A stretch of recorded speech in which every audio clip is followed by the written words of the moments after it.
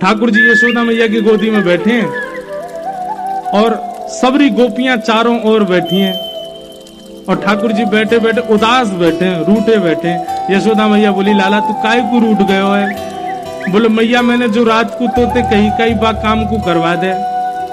सब गोपी बोली, मैया कहा कही लाला ने रात को? यशोदा मैया इसको बोली, अरे कहा बताऊं, रात में मुझे यूं करो मेरो ब्याह कराए दो।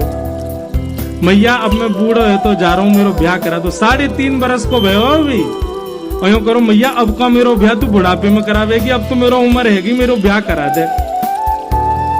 ऐसी ऐसी बात ने बनावे। सो एक गोपी बोली, अच्छा लाला ब्याह करेगो? बोले हाँ करूंगो। कैसी छोरी ते करेगो? बोली मैं ढूंढ के अपने आप करूंगो, जैसी मुंह को भावेगी बात करूंगो।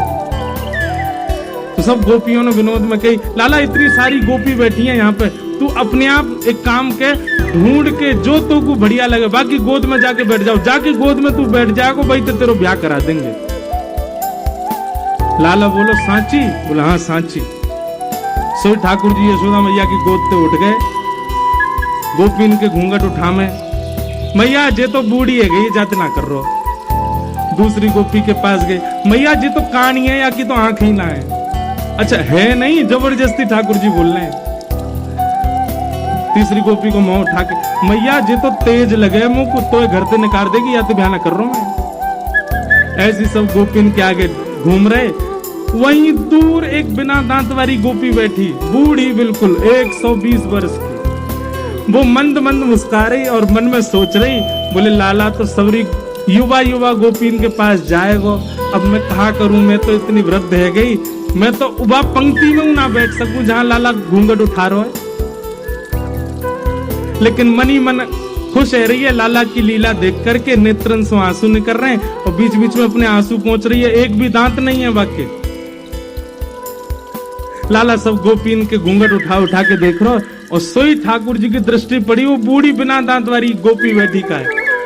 ठाकुर जी बोले, मैया तेरी बहू मिल गई, और दौड़ के गए और बिना दांत वाली वह गोपी की गोद में बैठ गए। मैया मैं तो यही तो ब्याह करूंगा।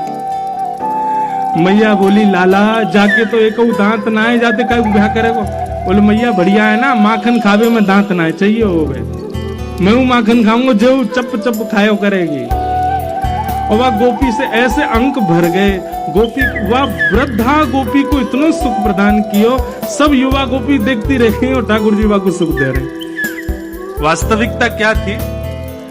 यशोदा मैया अपनी गोद में लेके ठाकुर जी को बैठी और तब से ही वो मैया यशोदा मैया को निहार रही है और कह रही है, भाग्य की कही ना जाए यशोदा, तेरो कैसो भाग्य, लाला तेरी गोद में बैठे, लाला तेरी कही सुने, लाला तेरो दुग्ध पान करे, लाला को तू जैसो सजा दे वैसो सज जाए।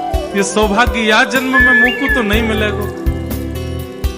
वो मन में विचार कर रही, इतने में ठाकुर जी ने लीला कर दी। बोले मुझको बहू चाहिए।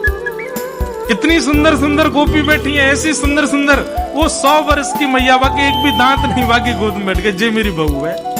और वही के संग रहने लगे, वह जान नहीं दे, बोले तू मेरी बहू है अब यहीं रह मेरे संग। अरे लाला मेरे तो दांत ना है। ठाकुर जी बोले मेरे कौन से आए, 2 ही है मेरे भी। अब ठाकुर जी जब भी निकलते हैं गोकुल में, सबसे पहले वही मैया के घर जामे और घर जाके वो गेट खटा, ए भाऊ जल्दी बाहर आ, पाम छू मेरे, तेरो खसम आयो पाम छू ले। और बूढ़ी मैया तो पाम छुपा के तब जामे ठाकुर जी आ गए। ऐसी लाल जी की मधुर लीला, सब पर कृपा कर रहे हैं। फॉलो करके कमेंट करो राधे राधे, आपके रुके हुए काम हो जाएंगे। मिलते हैं अगले पार्ट पे।